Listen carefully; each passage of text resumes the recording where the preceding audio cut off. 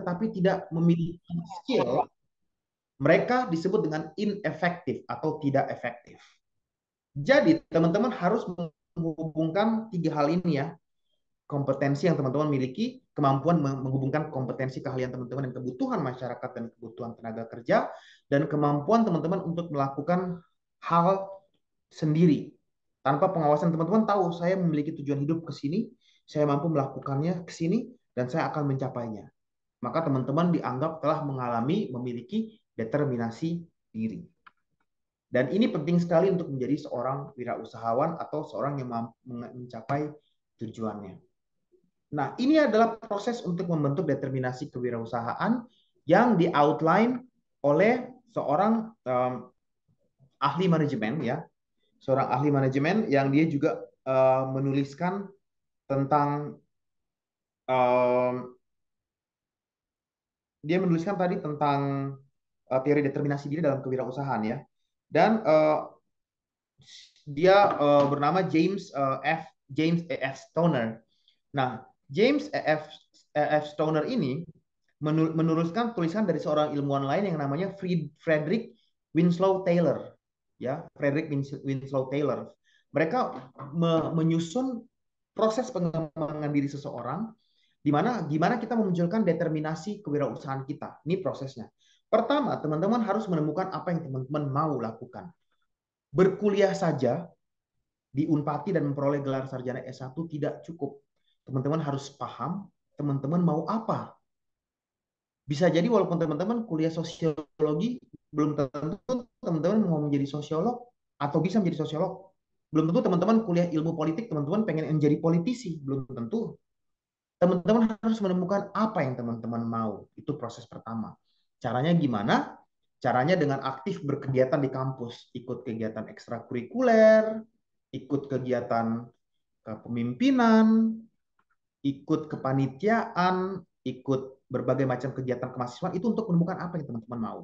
Ya, saya dulu menemukan cita-cita bahwa saya ingin menjadi seorang dosen itu setelah saya mengerjakan yayasan saya dan saya suka sekali mengajar, bisa berjam-jam kayak yang sekarang saya lakukan. Saya menyisihkan waktu saya di luar dari pekerjaan saya dan saya mengajar ke teman-teman Unpati. Saya suka, saya sangat suka melakukannya. Itu saya temukan dari zaman saya masih S1, teman-teman, dari masih saya sarjana.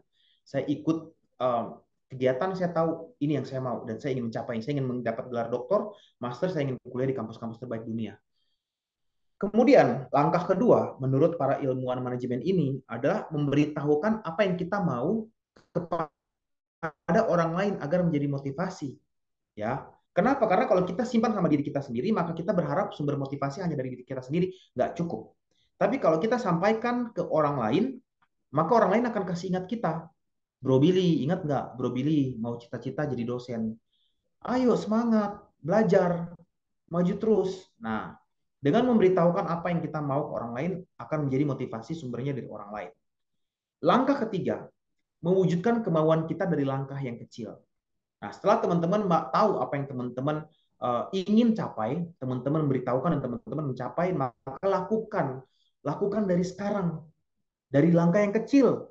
Jangan bermimpi mau menjadi pengusaha perikanan ternama dari Maluku, teman-teman tidak lakukan juga dari sekarang. Bermimpi nanti saja. Nanti kalau beta dapat modal besar, baru beta mulai berjual. Jangan. Mulai dari langkah kecil. Apa langkah kecilnya? Coba jualan ikan dulu di pasar.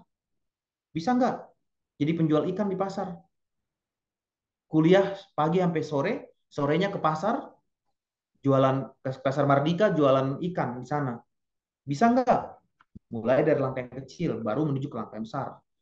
Kemudian proses keempat adalah kalau kita mengalami kegagalan dari proses yang sudah kita mulai, mari kita berhenti sejenak, beristirahat, kita mengamati proses yang sudah kita lalui, dan kita belajar dari proses tersebut. Apa ada kesalahan yang saya lakukan? Apakah ada kekurangan yang saya lakukan? Kemudian setelah itu, membuat perubahan dan penyesuaian dari apa yang sudah kita pelajari tadi, baru kemudian kita lakukan lagi. Dan nanti teman-teman naik, naik, naik, dan naik. Saat ini teman-teman melihat saya terpilih sebagai staf khusus presiden. Ya, bekerja langsung dengan presiden. Naik pesawat presiden, ikut rapat, ya ikut terlibat dalam rapat-rapat nasional. Teman-teman mungkin melihat yang sekarang saja. Tetapi proses ini sudah saya lalui puluhan tahun, kurang lebih 20 tahunan, teman-teman. Mulai dari langkah yang kecil, gagal, bangkit lagi, ulang lagi, gagal, bangkit lagi, sampai akhirnya meningkat.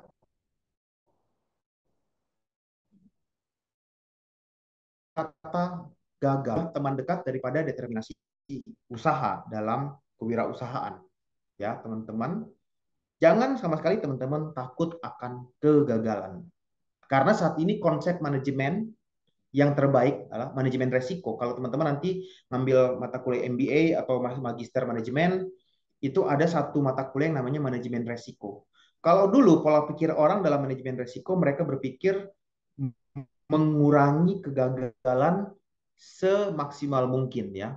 Mengurangi kegagalan semaksimal mungkin. Maka sekarang sudah terbalik, sudah berubah.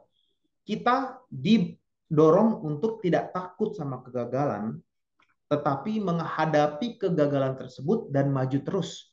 Yang dalam bahasa akademiknya disebut fail forward. Fail forward atau gagal dan maju terus. Ya. Jadi saat ini bukan waktunya untuk takut dan menghindari kegagalan, tapi menghadapi kegagalan dan maju terus. Kalau kita melihat di sini, try atau mencoba, fail, gagal, try again, kemudian terjadi iterasi balik lagi. Gagal lagi, coba lagi, gagal. Coba lagi, gagal. Coba lagi, gagal. Baru kemudian sukses. Dan itu prosesnya bisa lama. Nah, konsepnya sekarang adalah fail forward. Bukan uh, to prevent failure, bukan prevent failure lagi, mencegah menghindari kegagalan, tapi menghadapi kegagalan dan maju terus. Ya. Dan ini adalah seorang ilmuwan dari Amerika Serikat yang namanya Angela Duckworth. Angela Duckworth menemukan sebuah konsep yang disebut dengan grit. GRIT. Grit adalah merupakan prediktor terbaik dari kesuksesan seseorang saat ini. Bukan lagi SQ, ya. Kalau kita pikir, oh kamu pintar, IQ-mu tinggi, oh kamu jago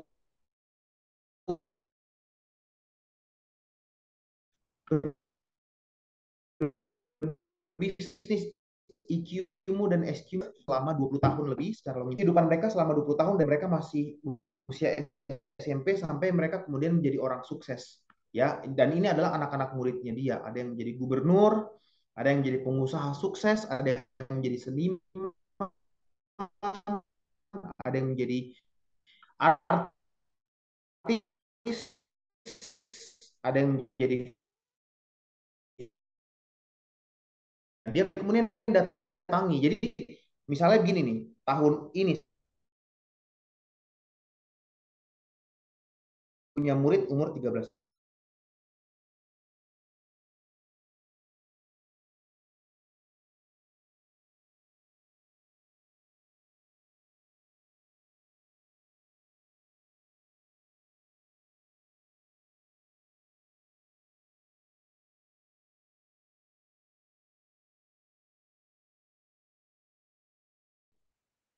Angela ingat, Angela ingat sekali muridnya ini sebelum jadi gubernur waktu dia masih SMP itu nilai matematikanya itu dapat 5.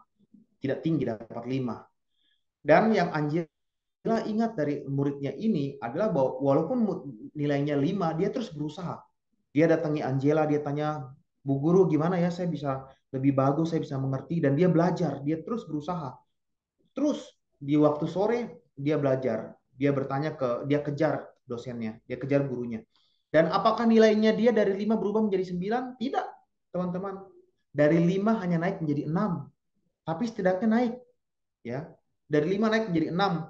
Dan ternyata semua muridnya yang sukses itu memiliki pola yang sama. Mereka tidak mudah menyerah. Mereka mencoba terus, terus, terus dan menjadi sukses. Itu disebut dengan grit. Grit adalah kemauan untuk mencapai sesuatu dengan mencoba secara terus-menerus walaupun kita gagal, bangkit lagi dari kegagalan, maju terus, dan kemudian mencoba lebih baik. Dan sampai saat ini para ilmuwan masih melakukan penelitian, teman-teman, para ilmuwan manajemen. Gimana sih cara memunculkan grit dalam diri seseorang? Ya, karena si Angela ini bingung, kenapa murid yang saya pikir si A, misalnya si Rosalina ini nilainya tinggi, rajin, bekerja keras. Saya pikir dia yang nanti sukses. Tapi ternyata malah si Yakobus yang sukses.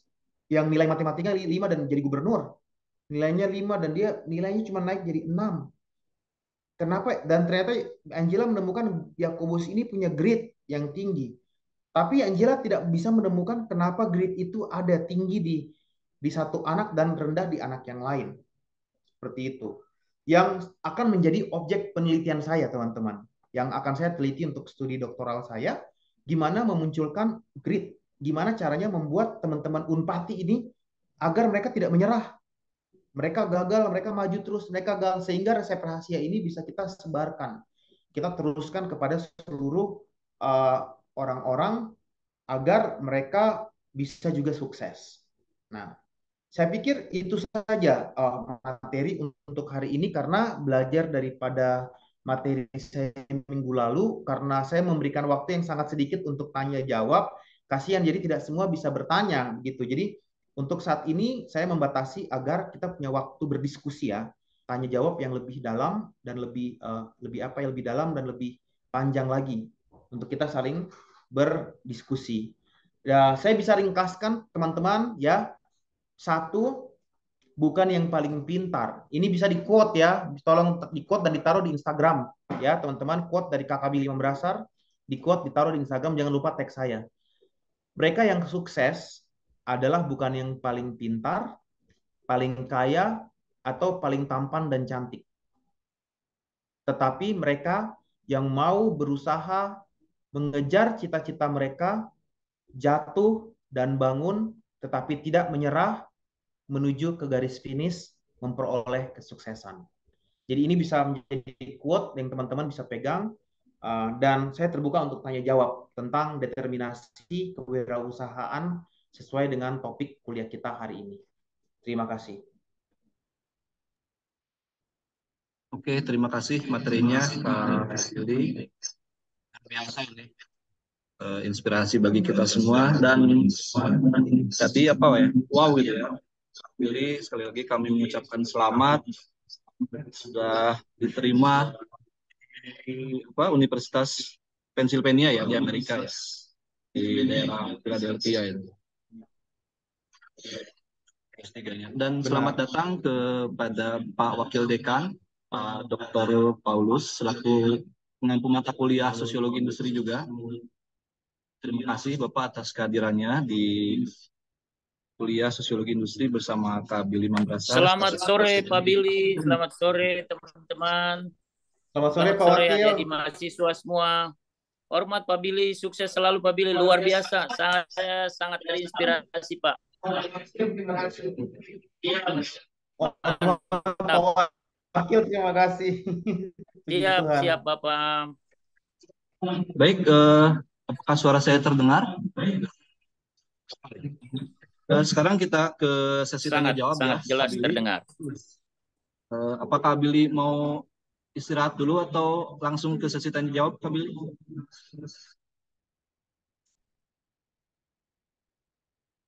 Tuh. Izin mungkin kita sambil saya berikan saya 5 menit saya ke toilet dan minum air dulu. Tapi teman-teman boleh yang mengantri mau bertanya juga tidak apa-apa disiapkan.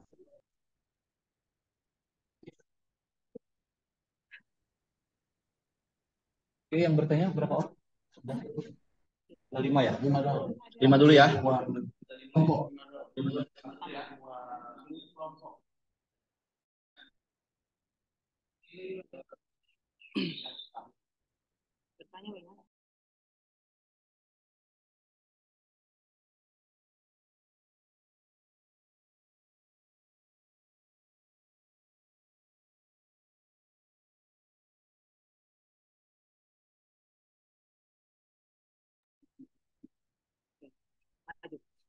Oke.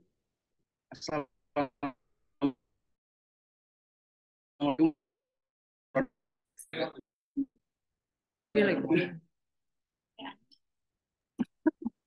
Tunggu sebentar dulu ya.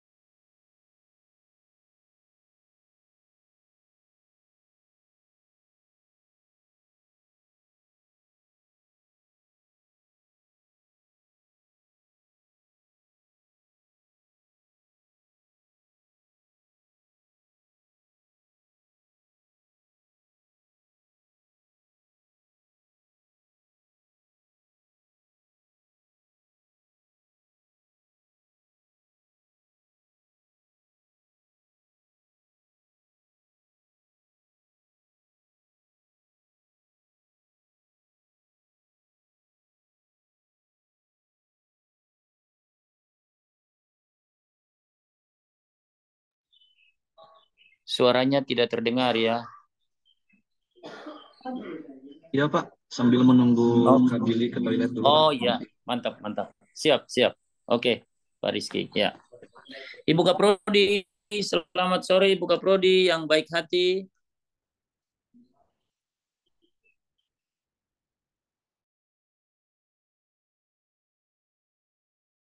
Wadek. Siap, siap. Ibu Kaprodi, ya. Oh iya, ada Ibu Jurni juga saya. Mana Ibu Sekjur itu? Ibu Sekjur, selamat sore.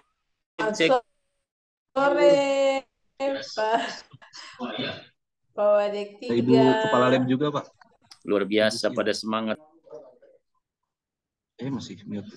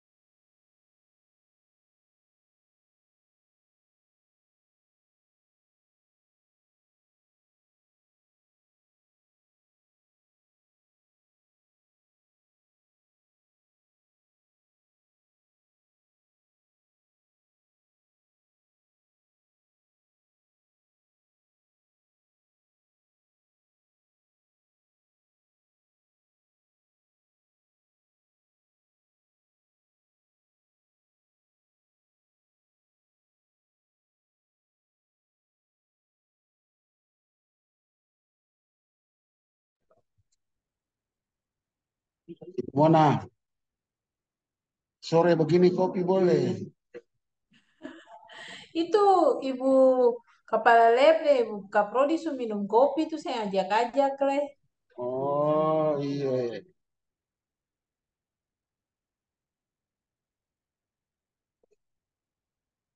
Mau kopi kah Pak Kajur? Bagaimana Ibu Prat? Mau kopi, tapi beda kopi dengan warung kopi. Iya. Cuma ada air putih nih.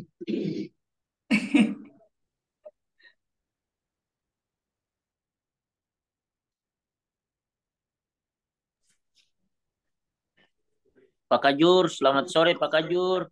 Baik, Nyong. Dari mana? Baik-baik Pak Kajur. Ya, baik. Materinya paling bagus Iya. Mantap.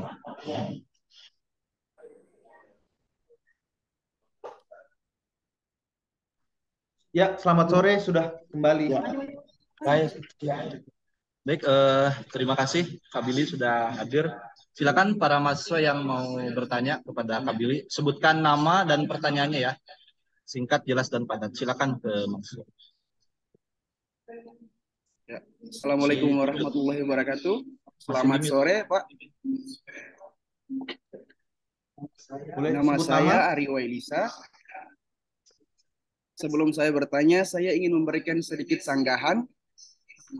bahwa fakta sosial yang terjadi di kalangan masyarakat saat ini ialah determinasi kewirausahaan yang bersifat realitas objektif, yang dimana seseorang individu itu dia terpengaruh oleh lingkungannya. Ada sebagai contoh dalam lingkungan FISIP itu setiap individu tuh dia tuh termotivasi untuk menjadi seorang PNS, ingin menjadi seorang yang kerja di kantor karena dia melihat dari latar belakangnya, Pak. Dia itu seorang mahasiswa, jadi dia harus kayak gitu. Nah, yang menjadi pertanyaan saya itu bagaimana peran sosial terhadap determinasi spirit kewirausahaan dalam pertanyaannya itu, Pak, bagaimana peran sosial terhadap determinasi spirit kewirausahaan setiap individu, Pak, yang dia punya latar belakang itu seorang mahasiswa. Begitu, Pak. Terima kasih.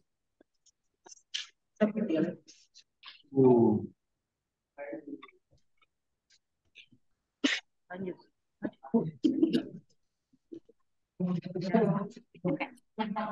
Assalamualaikum warahmatullahi wabarakatuh. Selamat sore. Sebelumnya terima kasih atas kesempatan yang telah diberikan kepada saya. Tadi di materi yang Pak Bir sampaikan ada proses pembentukan determinasi kewirausahaan. Ada 5 poin, salah satunya memberitahukan apa kemampuan kita untuk orang lain agar menjadi motivasi. Tapi Pak, kenyataannya saat kita memberikan apa yang kita inginkan kepada orang lain, mereka bukan yang memberikan motivasi yang baik, malahan menjatuhkan mental kita. Jadi pertanyaan saya, bagaimana kita menyeleksi orang-orang yang toksis dalam memberikan motivasi seperti itu? Terima kasih.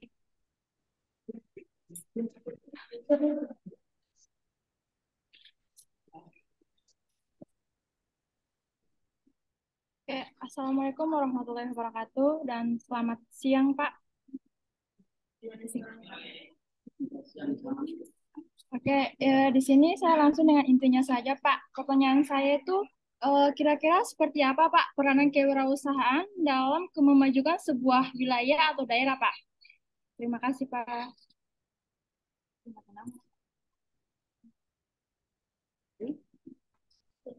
Tadi namanya siapa?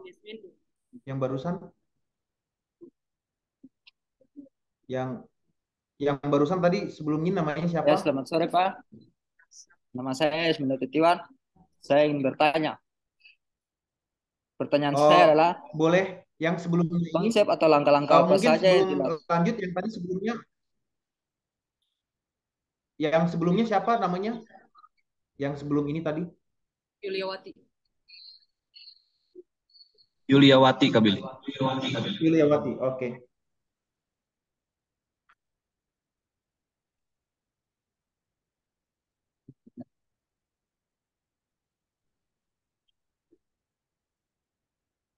Oke, siap, lanjut. Yang menjadi pertanyaan saya adalah konsep atau langkah-langkah apa saja yang dilakukan oleh seorang kewirausahaan dalam memulai karirnya di bidang kewirausahaan. Mungkin dari situ Pak bisa menjelaskan konsep atau langkah-langkahnya secara detail atau secara mendalam. Ya, terima kasih. Oke, terima kasih. Darius.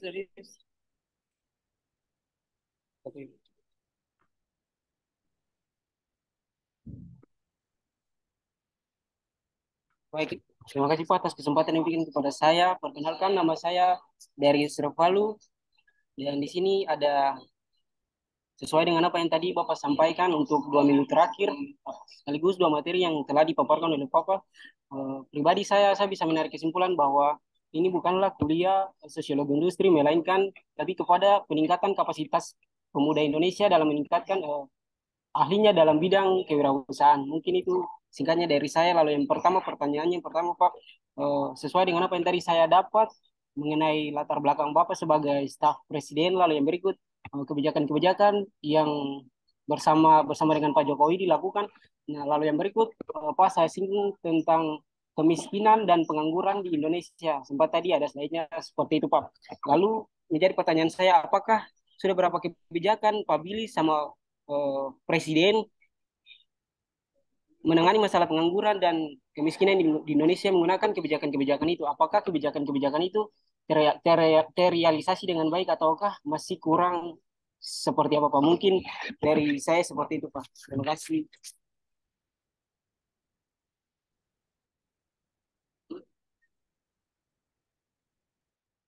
Oke, Kak Billy, sudah 5 penanya. Dipersilakan kepada Kak Billy.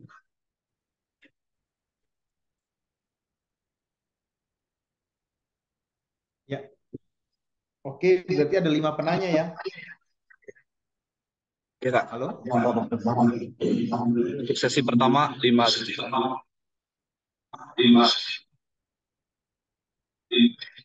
Oke.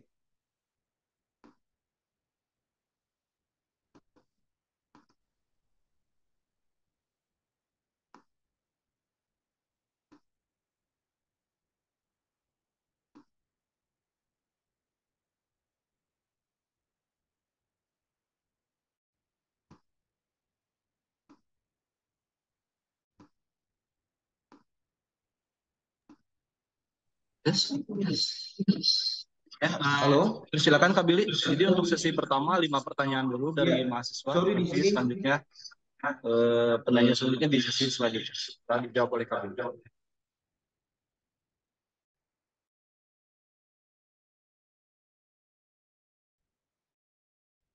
Ya. Oke. Jadi kita mulai dengan pertanyaan pertama dari Ari Wailisa yang bertanya tentang determinasi sosial seseorang itu pasti dipengaruhi oleh lingkungan.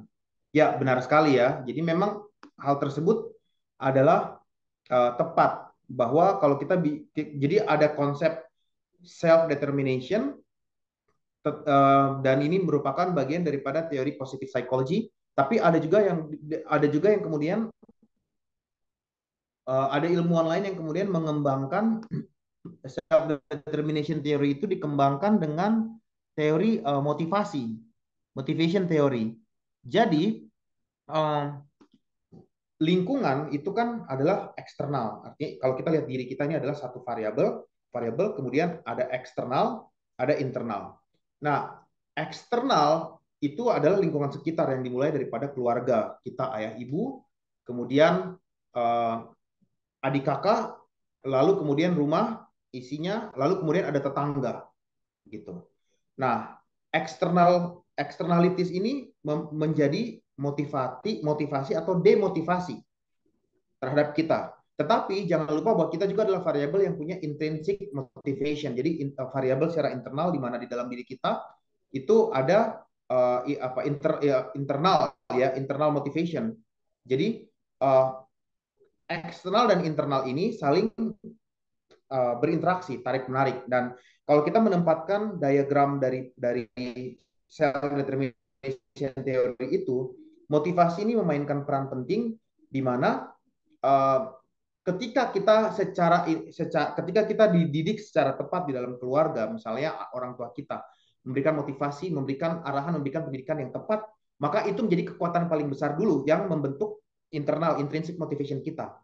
Sehingga ketika kita berinteraksi di luar dan lingkungan luar itu buruk dan kemudian demotivasi, sangat demotivational, karena kita sudah membentengi diri kita dengan intrinsic internal motivation tersebut, maka self determination kita itu begitu tinggi, ya, begitu kuat, begitu tinggi, membuat kita tidak akan mudah terpengaruh oleh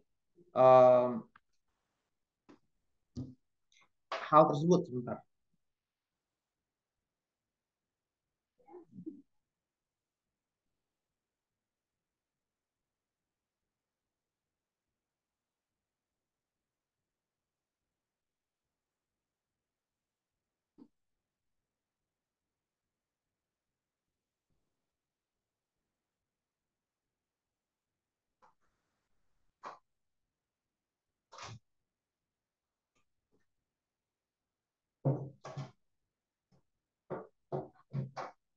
Oke, kita lanjut ya. Jadi ketika intrinsic motivation kita sudah kuat, terbentuk, maka ketika kita berhadapan dengan external environment itu akan lebih kuat daya dorong daripada daya benteng daripada si internal motivation. Ini menurut teori motivasi. Dan ketika teori motivasi ini berinteraksi dengan self determination, prediktor daripada riset yang dilakukan itu menunjukkan bahwa mereka yang telah dibangun intrinsic motivation-nya self determination-nya akan begitu kuat sehingga membentengi mereka ketika mereka berhadapan dengan motivasi eksternal yang berbeda atau tidak ideal. Nah, menjawab pertanyaan Ari Waelisa bahwa kami mau menjadi wirausahawan, tapi ternyata lebih banyak orang lingkungan mengajarkan atau lingkungan menunjukkan bahwa lebih keren jadi PNS, dan oleh sebab itu lebih ingin kami menjadi PNS. Nah, ketika teman-teman membangun intrinsic motivation teman-teman, apakah dengan mengikuti sesi hari ini, teman-teman belajar dapat ilmu baru, lalu teman-teman kemudian riset, baca buku-buku, nonton video YouTube untuk membangun teman-teman punya intrinsic motivation, maka lingkungan eksternal sekalipun tidak akan bisa mempengaruhi teman-teman punya niat. Itu yang disebut dengan determinasi, self-determination yang dibangun dari intrinsic motivation. Jadi yang kedua adalah hindari berada di lingkungan yang toksik atau tidak ideal. Artinya gini, teman-teman mau menjadi seorang akademisi, misalnya, saya setelah lulus dari Fisip Unpati, saya mau melanjutkan studi saya di S2, S3, saya mau kembali menjadi dosen di Ambon, di Maluku. Berarti teman-teman harus membawa diri teman-teman ke lingkungan yang bisa mendukung visi dan cita-cita teman-teman menuju ke sana. Jangan malah masuk ke lingkungan eksternal yang memberikan, yang membuat kita demotivated, ya, demotivasi untuk mencapai cita-cita kita. Jadi kita juga menurut teori self determination tadi ya, dari dari determinasi diri dari Desi dan Ryan tadi, dikatakan bahwa ketika kita tahu lingkungan yang tepat seperti apa, tadi relatedness, di bagian relatedness, maka kita membawa diri kita kepada lingkungan yang tepat untuk mencapai tujuan yang kita inginkan, relatedness, dan hindari lingkungan-lingkungan eksternal yang akan menghambat kita untuk mencapai tujuan kita, dan itu semua dibangun daripada self determination. Saya harap teman-teman paham. Teman-teman menjadi wirausahawan misalnya, maka teman-teman bawa diri teman-teman ikut kegiatan-kegiatan, unit kegiatan mahasiswa yang berhubungan dengan kewirausahaan. Nonton TikTok juga pilih TikTok yang berhubungan dengan topik-topik wirausaha, bukan TikTok orang nari-nari saja atau goyang-goyang atau tutorial makeup saja begitu. Padahal cita-cita ingin menjadi wirausahawan. Jadi kita yang juga punya kemampuan untuk memilih lingkungan eksternal apa untuk mendorong kita mencapai cita-cita kita. Semoga terjawab ya. Jadi artinya teman-teman bisa tetap maju menjadi wirausahawan, mengejar cita-cita teman-teman walaupun lingkungan sekitar secara rata-rata, secara mayoritas berbeda begitu.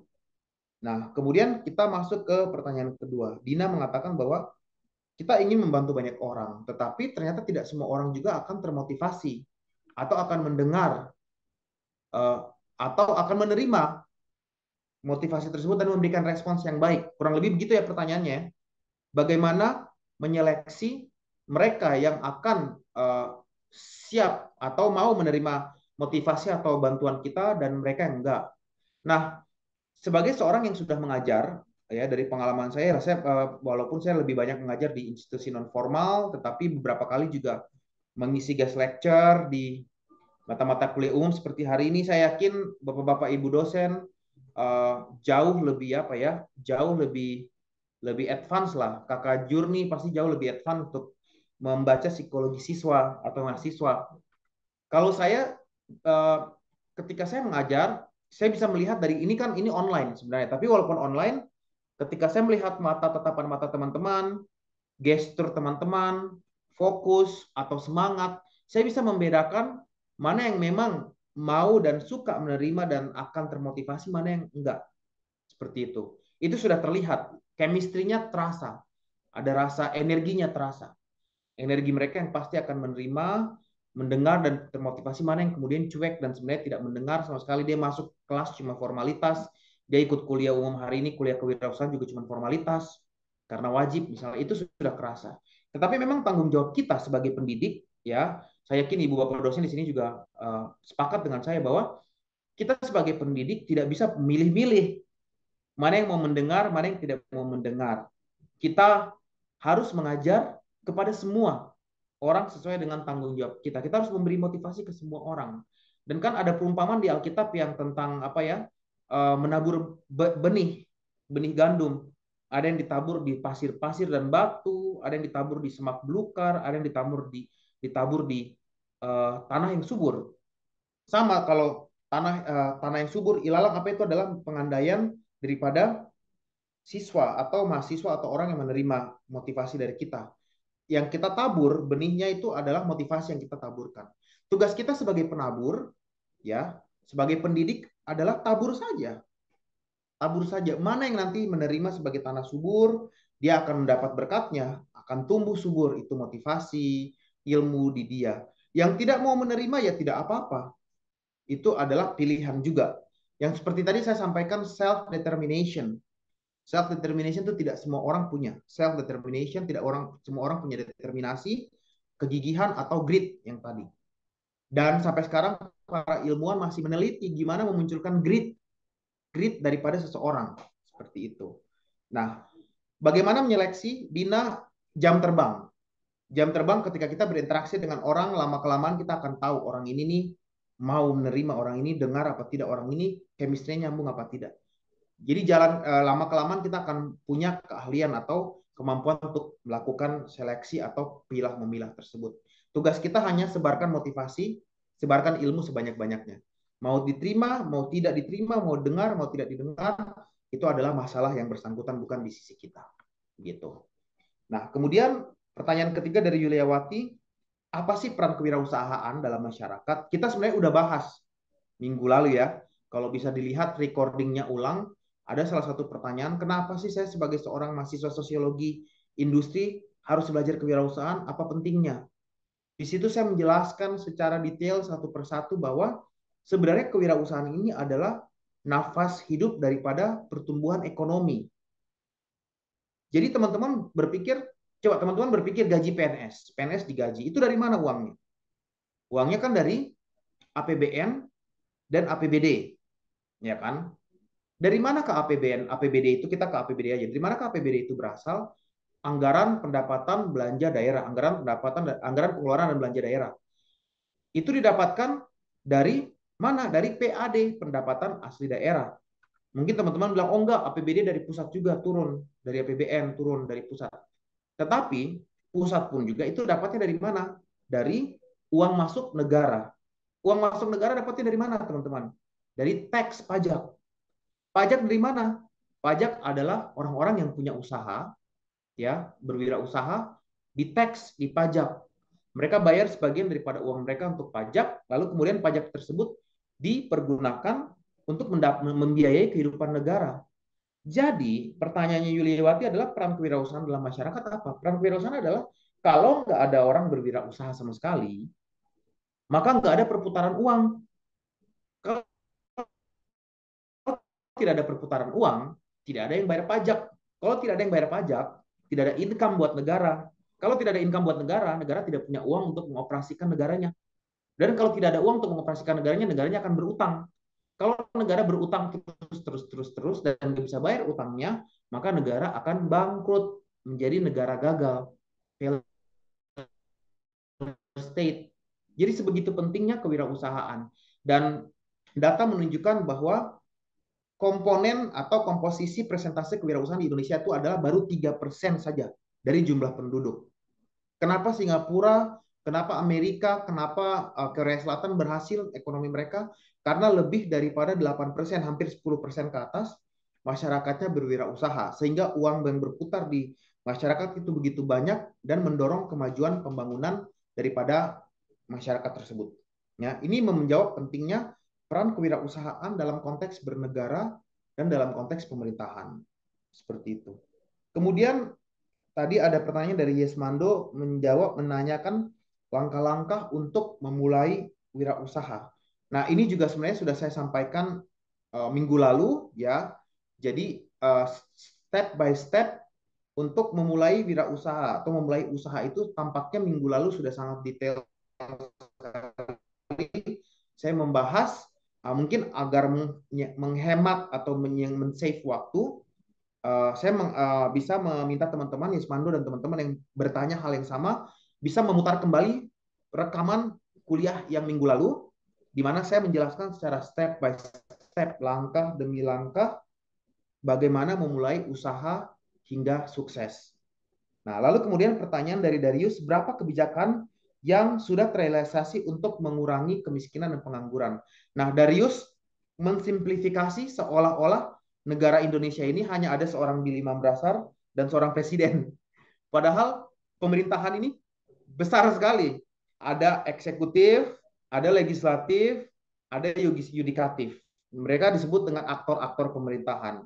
Nah, legislatif itu siapa? Mungkin saya pernah tuh dulu bikin games ini serius karena kan teman-teman mahasiswa tuh selalu protes.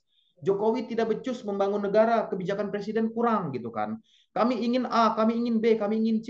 Terus saya tanya ke mereka begini, kamu tahu nggak kalau kamu menyampaikan kebijakan pembangunan itu ke siapa? Saya tanya begitu. Presiden gitu kan. Jalan di kabupaten kami tidak terhubung. Mana presiden? Presiden tidak hadir. Ya kan, tanya gitu. Terus saya tanya begini, kamu tahu kalau pemerintahan itu ada komponen, ada aktor pemerintahan yang tugasnya menerima aspirasi masyarakat. Mereka disebut dengan wakil rakyat. Tahu atau tidak? Dia diam. Terus saya bilang, dalam pemerintahan ini ada eksekutif, yaitu yang menjalankan roda pemerintahan sesuai dengan undang-undang dan peraturan. Siapa yang membentuk? Legislatif. Legislatif itu adalah wakil rakyat kalian. Yang ada wakil rakyat di nasional, dan ada wakil rakyat di provinsi, dan ada wakil rakyat di kabupaten. Saya mau tanya ke Adinda, saya tanya ke dia kan, kamu tahu siapa wakil rakyat kamu? Yang mewakili kabupaten kamu? Siapa anggota DPR di wilayah sini yang harusnya menampung aspirasi pembangunan kamu? Tidak tahu, Kak, katanya. Nah, terkadang ketidaktahuan kita tentang strata dan struktur pemerintahan ini membuat kita mensimplifikasi segala sesuatu. Saya sendiri sebagai staf khusus adalah di fungsi eksekutif. Dan saya hanya salah satu kecil aja daripada aktor-aktor pemerintahan yang lain. Ada menteri, ada dirjen, ada direktorat, ada badan, dan semuanya berpengaruh, bertanggung jawab untuk mengurangi kemiskinan dan pengangguran. Dan jangan lupa staf khusus ini ada 10 orang, bukan hanya saya. Dan saya hanya diberikan bidang khusus, yaitu staf khusus bidang pendidikan dan inovasi. Jadi saya tidak pernah tuh ikut rapat terbatas yang membahas rencana perekonomian Indonesia 2023, rencana APBN, kecuali kalau berhubungan dengan pendidikan. Saya hanya ikut dalam rapat-rapat yang berhubungan dengan pendidikan dan inovasi. Makanya kalau Unpati mau menyampaikan aspirasi, saat ini saya sedang membantu Unpati ya, melobi untuk aspirasi pembangunan kedokteran gigi. Ya, dan ini saya masih terus berjuang untuk mendorong melobi agar Dirjen Dikti dan Mas Menteri mendukung, masih terus berlangsung. Ini baru peran saya karena saya staf khusus Presiden bidang pendidikan.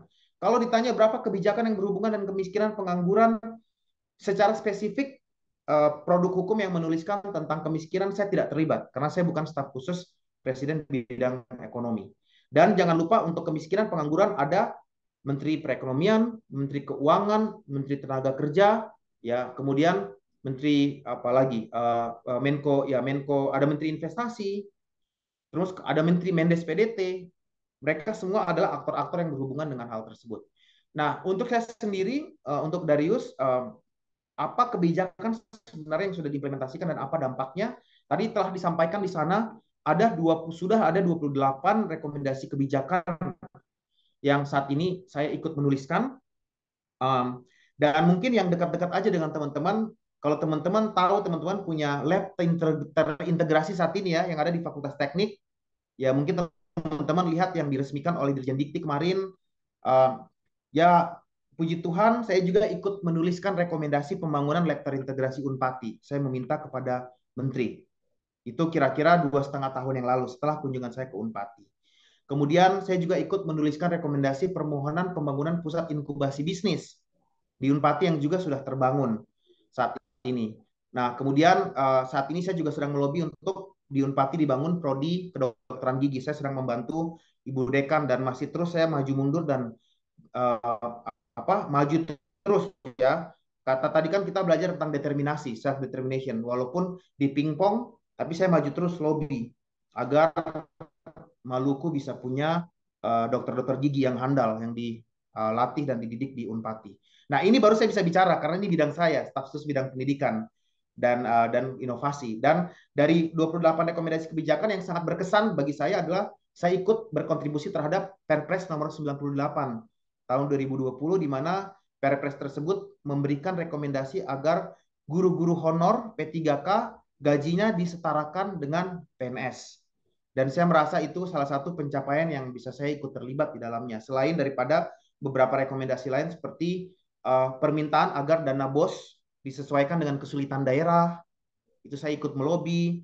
Saat ini saya sedang melobi agar KIP, Kartu Indonesia Pintar itu tidak disamaratakan atau dipukul rata sesuai dengan jumlah mahasiswa dan tingkat pembayaran SPP, karena nanti kampus-kampus termarginalkan seperti Unpati, Uncen, Unipa, Undana itu akan tidak memperoleh tidak maksimal memperoleh manfaat. Saya ingin agar kampus-kampus termarginalkan juga bisa diperhatikan oleh pemerintah. Nah, ini baru saya bisa menjawab. Jadi, jawaban untuk Darius, kalau Darius bertanya apa kebijakan yang Kak Billy sudah lakukan mengurangi kemiskinan, pengangguran, buset, pertanyaannya sangat ini ya, sangat besar sekali, bahwa aktor pemerintahan banyak dan berinteraksi, dan aktor pemerintahan ini berinteraksi dalam ranah dan skop saya adalah dalam ranah pendidikan dan inovasi. Dan saya sudah menjawab 28 rekomendasi kebijakan yang juga ikut mempengaruhi landscape dari pemerintahan gitu. Makanya nanti berdoa supaya saya bisa jadi menteri. Jadi kalau jadi menteri kan bisa lebih bisa merubah lebih besar lagi. Amin, ya. Amin ya. Jadi itu saja, kita masih punya 8 menit ya, 9 menit saya kembalikan. Terima kasih Kak Billy. Masih yang bertanya? Satu, ada lagi? Dua. Oke, tiga dulu, empat dulu ya. Karena waktunya ya, 4. Kak Billy mohon waktu 4 orang yang mau bertanya. Oh, ada 5. Oh, sudah 5, oke. Oke, silakan. Karena ini mungkin Kak Billy karena sesi terakhir nih perkuliahan dengan Kak Billy, jadi mahasiswa ingin menggali lah ilmu dari Kak Billy, menggali inspirasi dari Kak Billy. Jangan tanya yang sudah ditanya. Ya, silakan kepada mahasiswa. Bismillahirrahmanirrahim. Assalamualaikum warahmatullahi wabarakatuh. Perkenalkan, nama saya Muhammad Rafsan Janiwair. Yang ingin saya tanyakan untuk Pak Billy adalah jika kewirausahaan menjadi faktor pendukung perekonomian di Indonesia, mengapa dalam bidang pendidikan kewirausahaan selalu disepelekan atau dipakai hanya untuk hiburan semata, Pak? Lalu yang kedua, soal bagaimana merubah mindset berpikir seseorang yang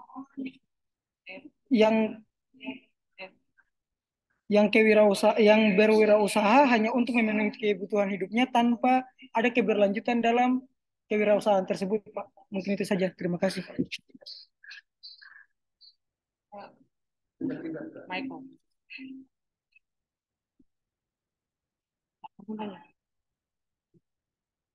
Terima kasih atas waktu dan kesempatannya, Pak. Di sini pertanyaan saya, mengapa Indonesia tertinggal dari negara-negara lain dari hal ekonomi? Apakah ada hubungannya dengan kewirausahaan? Sedangkan Indonesia negara besar dan kaya akan sumber daya alam. Terima kasih.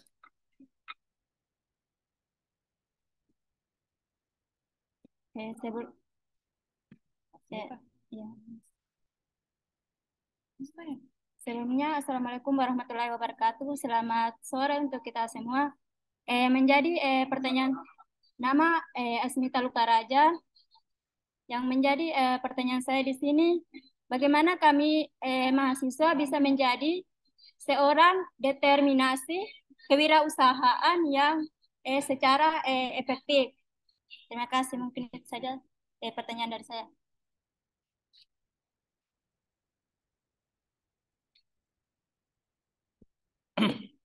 Ya, terima kasih atas waktunya. Selamat sore, Pak. Perkenalkan, nama saya Johari Kelilau. Yang ingin saya tanyakan di sini itu bagaimana cara kita membangun suatu perusahaan sosial di sebuah desa yang tujuannya itu untuk mensejahterakan masyarakat tersebut. Dan desa tersebut SDM-nya itu minim sekali dalam ilmu pengetahuan, sedangkan SDA-nya itu banyak, Pak. Terima kasih.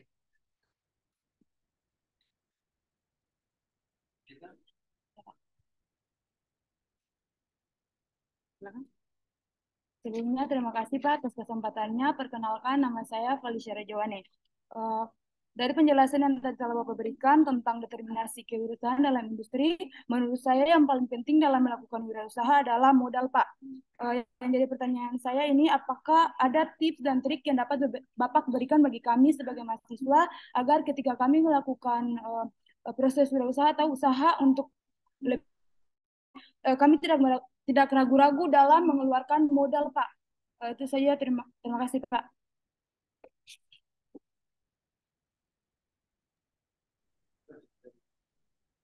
Oke, terima kasih atas pertanyaan-pertanyaannya. Luar biasa antusiasmenya kali ini. Saya apresiasi sekali ya teman-teman Empati.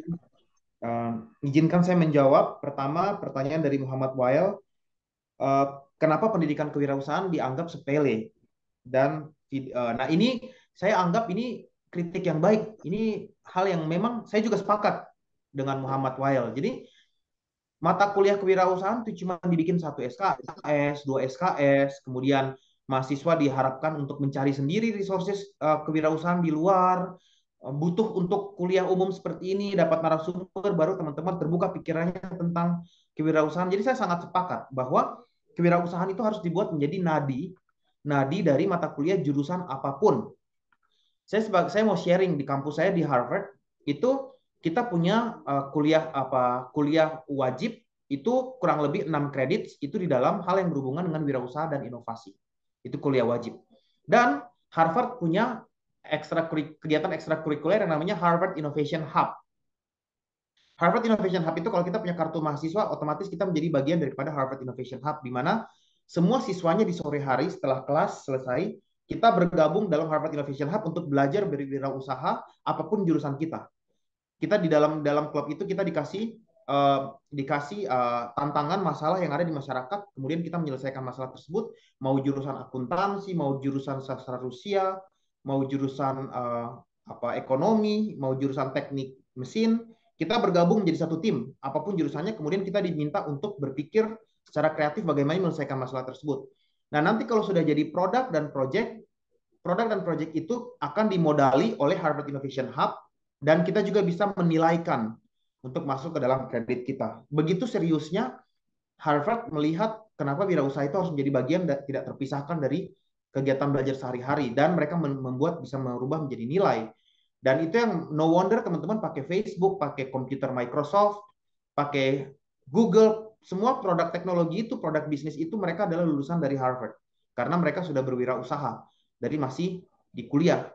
Nah, ini yang saya berharap dengan Merdeka Belajar. Nah, salah satunya praktisi mengajar ini saya acungkan jempol buat Mas Menteri, Mas Nadiem ya, gerakan Merdeka Belajar melalui praktisi mengajar. Ini teman-teman kalian semua dapat privilege. Saya dulu nggak dapat kayak begini-begini. Bayangkan seorang yang sukses muncul di kelas saya hari ini, menginspirasi saya berbagi cerita hidupnya. Itu kami dulu tidak dapat.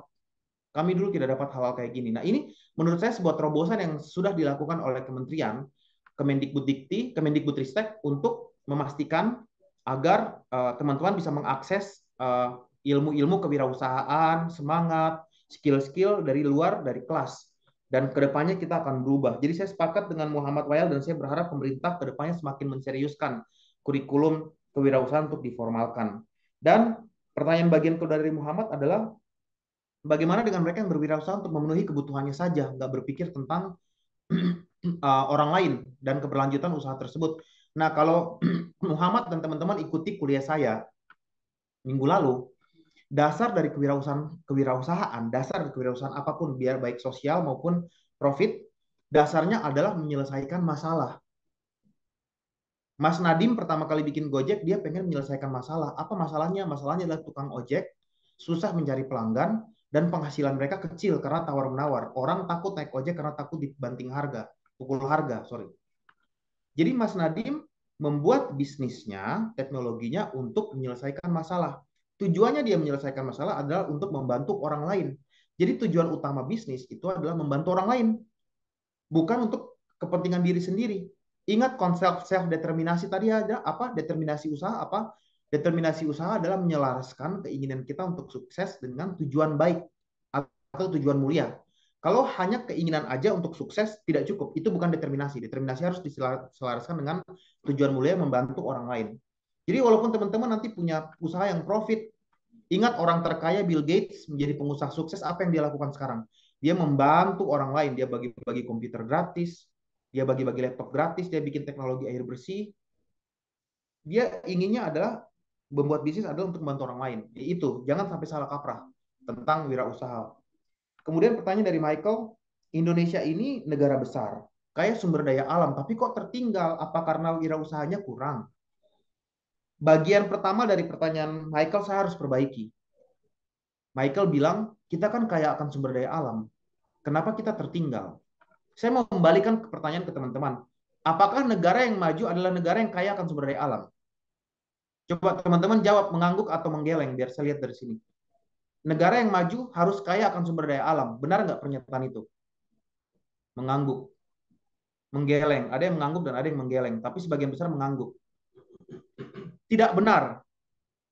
Singapura, negara pulau kecil, kecil sekali, tidak punya sumber daya alam apapun. Jepang, negara yang isinya hanya gempa bumi, tidak punya sumber daya alam apapun. Selandia Baru tidak pernah menambang, walaupun dia punya sumber tambang banyak. Dia tidak menambang. Taiwan, Hong Kong, apalagi Israel, apalagi banyak negara-negara kecil yang lain, apalagi ya, Korea Selatan. Mereka negara-negara kecil, ya kayak Singapura, negara kecil yang tidak punya sumber daya alam, tapi dia bisa menjadi negara maju. Jadi saya ingin memperbaiki pandangan Michael dan teman-teman lain bahwa sumber daya alam yang kaya otomatis negara maju. Enggak. Sumber daya alam kaya tapi manusianya nau-nau, tidak akan maju. Pasti tertinggal. Ya. Tapi kalau negara sumber daya alamnya kecil tidak punya, tapi SDM-nya maju dan berinovasi dan berwirausaha, pasti negara itu maju. Itu aja jawaban saya, dan saya berharap dosen-dosen di sosiologi, prodi sosiologi bisa membantu untuk menjelaskan ini, karena kita punya anak-anak dari Indonesia Timur nih semua, termasuk di Papua sama saja. Di Papua juga selalu berpikir, kenapa kita Papua miskin, kita kan sumber daya alam kaya. Padahal tidak seperti itu pola pikirnya. Ya, kemajuan negara itu bukan SDA tapi SDM-nya. Walaupun SDA tidak ada, SDM-nya maju pasti maju. Ini dulu, nanti saya berharap dosen-dosen, kakak-kakak dosen, ibu-ibu dosen bisa melakukan diskursus dengan teman-teman sosiologi dan teman-teman FISIP terkait hal ini. Kemudian pertanyaan dari Asmita, bagaimana meningkatkan determinasi sebagai seorang mahasiswa? Mungkin saya juga di kuliah minggu lalu sudah menjelaskan tips dan trik kuliah ala Kakak Billy. Itu teman-teman bisa lihat lagi rekaman kuliah, ada sekitar 8 poin. Nah, itu tips dan triknya. Bagaimana saya meningkatkan determinasi saya sebagai seorang mahasiswa. Teman-teman catat, teman-teman coba implementasikan. Kalau ada yang sama, berhasil. Kalau ada yang berbeda, teman-teman temukan. Semua orang punya resep rahasia masing-masing. Ya, semua orang punya resep masing-masing. Beda-beda. Jadi, teman-teman temukan resepmu. Jadikan saya punya resep hanya sebagai referensi awal. Ikuti kuliah yang minggu lalu, catat, lalu coba implementasikan. Dan nanti teman-teman temukan teman-teman punya trik. Intinya begini, intinya ya, jangan rendah diri. Jangan rendah diri. Walaupun ketong dari provinsi paling jauh sekalipun, paling tertinggal sekalipun, sama seperti saya, tak terjauh tertinggal, tapi bisa menaklukkan dunia. Bisa kuliah di kampus top dunia dengan beasiswa. Bisa menjadi wirausahawan sosial dan bisa menjadi staf khusus presiden. Artinya ini menjadi cerita motivasi buat teman-teman semua yang hadir dengar hari ini. Apapun itu kalian pasti bisa mencapai, apapun yang kalian mau, cita-citanya pasti bisa dapat. Jangan keterbatasannya itu menghambat kalian punya langkah. Itu saja. Itu faktor dari determinasi. Determinasi, kemampuan dan kemauan untuk mengejar apa yang diinginkan, terus-menerus, walaupun gagal, jatuh, bangkit lagi, gagal, jatuh, bangkit lagi, maju terus mencapainya. Gitu. Kemudian pertanyaan dari Johari, cara membangun social enterprise di suatu desa. Nah, ini saya pikir ini butuh satu mata kuliah sendiri, butuh satu kursus sendiri karena frameworknya banyak. Kalau teman-teman ikuti mata kuliah ini di minggu lalu, saya ada bikin 5 langkah ya. Saya ada bikin 5 langkah tuh, 5 step by step untuk membangun sebuah wirausaha. Nah, coba Johari ikuti langkah-langkah tersebut. Dan kalau di desa, tantangannya lebih besar. Ya, karena terkadang di desa itu kan keterbatasan infrastruktur, kita mau bikin bisnis digital, tiada internet, tidak ada konektivitas digital, kita mau mengekspor ikan atau bahan dasar pertanian, jalan tidak terhubung, banyak tantangannya. Tetapi sebenarnya banyak sekali contoh-contoh local heroes, pahlawan-pahlawan lokal yang membangun perubahan, membuat perubahan dari desa. Dan sekarang lagi ada tren muncul di mana lulusan S1 bahkan lulusan S2 pulang menjadi kepala desa. Ya, kalau teman-teman Google, ada satu anak lulusan Bandung, dia menjadi kepala desa di wilayah Sumatera Utara dan dia bangun desanya, dia membuat desanya berhasil menjadi eksporter tenun Batak Toba. Mereka berhasil mengekspor. Itu anak muda yang kerjakan. Jadi menurut saya jawaban saya untuk Johari, ikuti 5 step yang saya sudah sampaikan di mata kuliah minggu lalu. Ya, coba diputar lagi recordingnya, rekamannya, lalu ikuti step by step. Lalu kemudian pilih desa terdekat dan bisa dijalankan dari sekarang. Latihan tadi, ingat langkah awal determinasi seseorang adalah dia mulai dari langkah yang kecil. Jadi coba dulu. Langkah yang kecil, lalu ketika gagal, belajar, berhasil, maju lagi. Terus. Lalu kemudian pertanyaan terakhir dari Falicia, modal usaha. Nah, kalau Falicia ikut mata kuliah juga, kuliah saya minggu lalu, saya menyampaikan modal bukan yang utama. Modal usaha bukan yang utama dari kita bikin usaha, tetapi yang paling utama adalah ide usaha. Nah, ide usaha itu kemudian teman-teman jadikan buat realisasi lalu ikutkan ke lomba-lomba bisnis. Nah, mungkin PR dari saya adalah saya ingin akan mendata lomba-lomba bisnis apa saja ya Kak Jurni yang adik-adik kita bisa ikuti ya Kak Jurni, nanti saya kirim ke Kak Jurni tolong sosialisasikan ke adik-adik kita. Jadi ketika teman-teman punya ide usaha, teman-teman ikut kompetisi itu, nanti mereka banyak yang memberikan modal usaha kecil-kecilan. Jadi modal usaha itu bukan yang utama. Bahkan banyak kisah sukses orang mulai usaha dari modal kecil sekali atau uang simpanannya dia. Nah, masukan saya untuk Falicia, ikuti rekor mata kuliah saya juga yang minggu lalu saya sampaikan bagaimana memulai usaha tanpa modal. Dan ada beberapa jenis-jenis modal usaha yang saya sampaikan di rekaman mata kuliah tersebut yang bisa teman-teman ambil kesempatan tersebut. Ya, saya pikir itu saja dari saya dan saya mengucapkan terima kasih atas antusiasme teman-teman. Terlihat dari sini di layar saya semuanya angkat kepala ya dan sangat antusias. Saya mengapresiasi dan semoga teman-teman seantusias ini di mata kuliah dosen sosiologi yang lain. Begitu, jangan tak tidur di dalam ini kelas begitu. Terima kasih, saya kembalikan kepada Kak Rizky. Baik, terima kasih Kak Billy. Tepuk tangan dulu dong untuk Kak Billy. Luar biasa besar materinya pada kami semua. Baik, sekali lagi kami mengucapkan terima kasih atas kesediaan Kak Billy sharing ilmu ya kepada mahasiswa di Prodi Sosiologi FISIP UNKAD.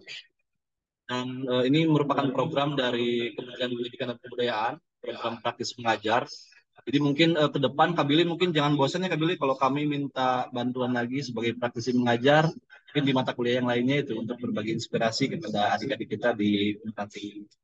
Baik, semua para dosen. Saya mungkin terakhir ya, saya mohon kepada Pak Ajur sebagai penutup, mungkin nanti Ibu Sekjur, Ibu Prodi dan para dosen juga untuk mungkin ada hal-hal yang ingin disampaikan kepada Kak Billy selaku staf khusus Presiden yang berkenan memberikan ilmu kepada para mahasiswa dalam program praktisi mengajar. Saya persilahkan kepada Pak Ajur. Ya, pertama-tama Kak Billy, saya mengucapkan terima kasih karena sudah meluangkan waktu untuk bisa membantu jurusan Prodi Sosiologi dalam memberikan pencerahan, pengetahuan terhadap kewirausahaan untuk adik-adik kita. Ya, adik-adik kita mendapat satu motivasi yang baik sehingga di kemudian hari mudah-mudahan mereka bisa melangkah seperti Pak Billy. Dan saya sebagai pimpinan jurusan juga mengucapkan terima kasih sekaligus saya sebagai ketua tim TICI dari mata kuliah Sosiologi Industri mengucapkan terima kasih dari Pak Billy. Mudah-mudahan semester berikut seperti yang tadi Pak Billy katakan bahwa kewirausahaan itu harus menjadi mata kuliah wajib. Kalau di sosiologi, kewirausahaan itu ada sebagai mata kuliah wajib.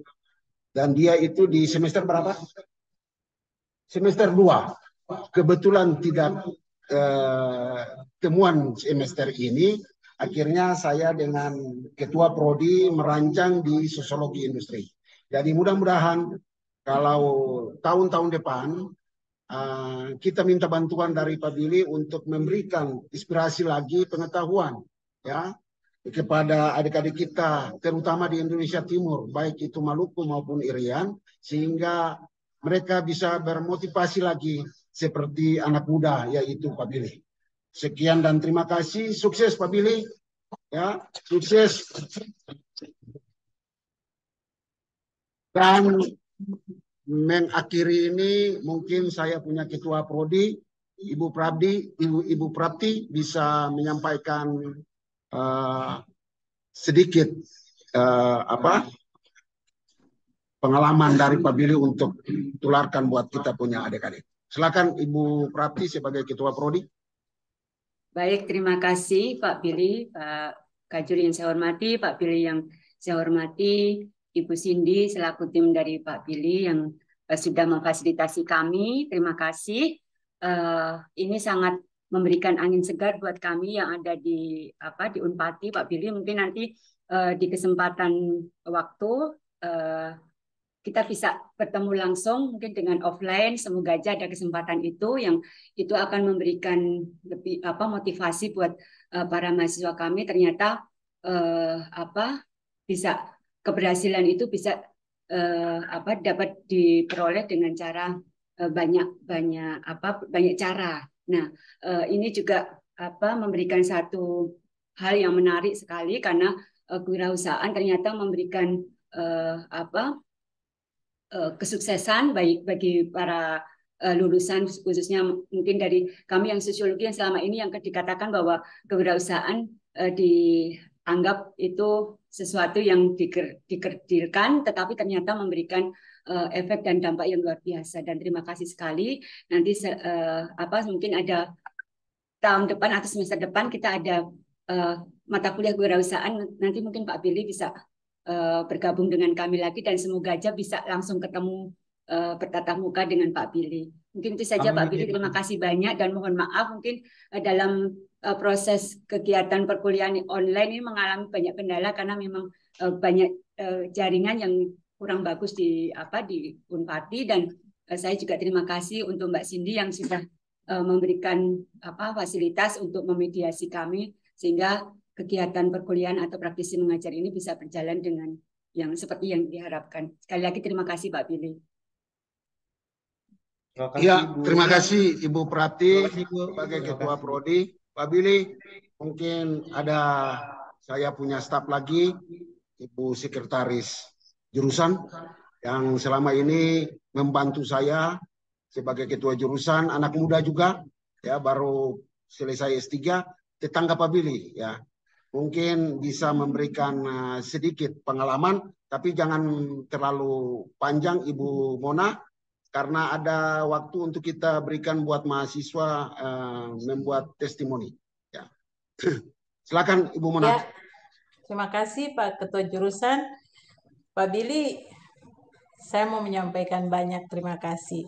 Saya perkenalkan diri dulu, saya kakaknya Ida dan adiknya Usile, saudara kandung. Ya, jadi saya sangat berterima kasih untuk proses yang kami lalui 2 kali tatap muka ini.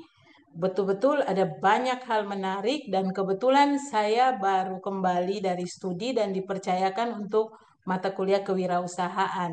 Jadi nanti semester berikut saya masih berharap Kak Billy masih bersama-sama dengan kami lagi.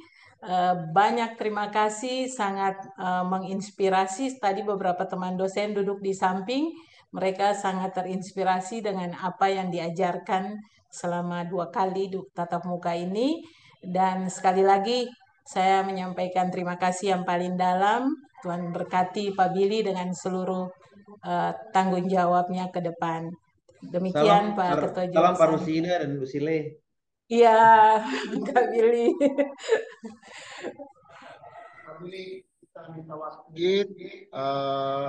Waktu ini kita persilakan kepada mahasiswa, salah satu mahasiswa untuk menyampaikan testimoni. Silakan. Oke, terima kasih kepada staf kepresidenan Pak Billy Membrasa atas kesediaannya memberikan kami kuliah praktisi. Ini salah satu kebanggaan bagi kami mahasiswa sosiologi bisa bertemu kedua kalinya dengan Pak Billy selaku staf kepresidenan. Jadi testimoni kuliah kami pada hari ini, kewirausahaan itu tidak berpatokan kepada sumber daya alam yang dimiliki oleh sebuah negara, tetapi apa yang dimiliki oleh sumber daya manusia yang ada di negara tersebut. Awalnya saya berpikir, Pak, sebelum saya mendapatkan kuliah dari Bapak, saya berpikir bahwa kesuksesan dalam berwirausaha itu diukur dengan adanya sumber daya alam yang ada di Kota Ambon. Tapi setelah saya mendapatkan mata kuliah dari Bapak, saya baru sadar bahwa kesuksesan dalam berwirausaha itu tergantung pada kita pribadi. Jadi yang saya dapatkan, untuk berwirausaha kita harus memiliki sifat pemimpin dan berani dalam berusaha. Seperti Pak Billy katakan bahwa ketika gagal coba lagi dan berusaha lagi. Seperti itu. Terima kasih, Pak.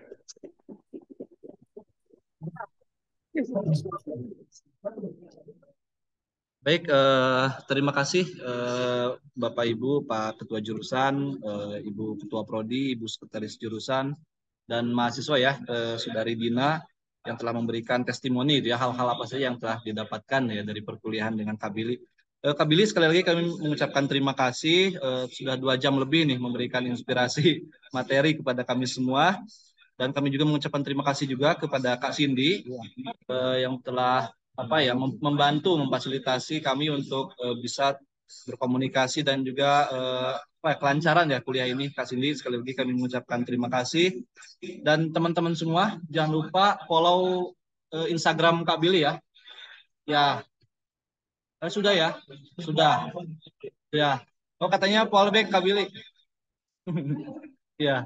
Namanya Billy Membrasar ya. Nanti silakan di fallback. Dan sekali lagi kami mengucapkan terima kasih. Dan ada pesan Kak Billy nih. Ini saya sering mengikuti Instagram Kak Billy juga itu ya. Jadilah anak muda yang baper gitu. Baper tahu nggak baper? Nah, iya ya. Jadi bukan bawa perasaan ya. Tapi baper itu adalah bawa perubahan. Jadi ini inspirasi dari Kak Billy, kita harus jadi anak-anak muda yang baper, artinya membawa perubahan. Mungkin itu Kak Billy, sekali lagi terima kasih. Mudah-mudahan sehat selalu, sukses selalu untuk segala aktivitasnya. Dan mudah-mudahan nanti kami bisa bertatap muka langsung ya Kak Billy ya. Mungkin Kak Billy nanti ke Ambon, atau kami nanti mungkin ke Jakarta itu ya Kak Billy. Oke, sekali lagi terima kasih. Kita tutup saja. Terima kasih. Assalamualaikum warahmatullahi wabarakatuh. Selamat sore. Salam sejahtera bagi kita semua. Terima kasih. Terima kasih Kakak Billy. Terima kasih Pak Billy. Salam hormat. Mbak Cindy, terima kasih. Ya. Terima kasih semuanya. Terima kasih ya Kak Cindy. Ya, Kak Cindy, terima sama-sama. kasih. Kak Cindy. Terima kasih Ibu. Sama-sama. Terima kasih Kakak Cindy dan tim. Terima kasih banyak. Ya, terima kasih Ibu Yurni telah membantu juga. Kak Yurni, terima kasih. Ya, terima kasih. Di sini Dangke, terima kasih ya. Oke. Izin off.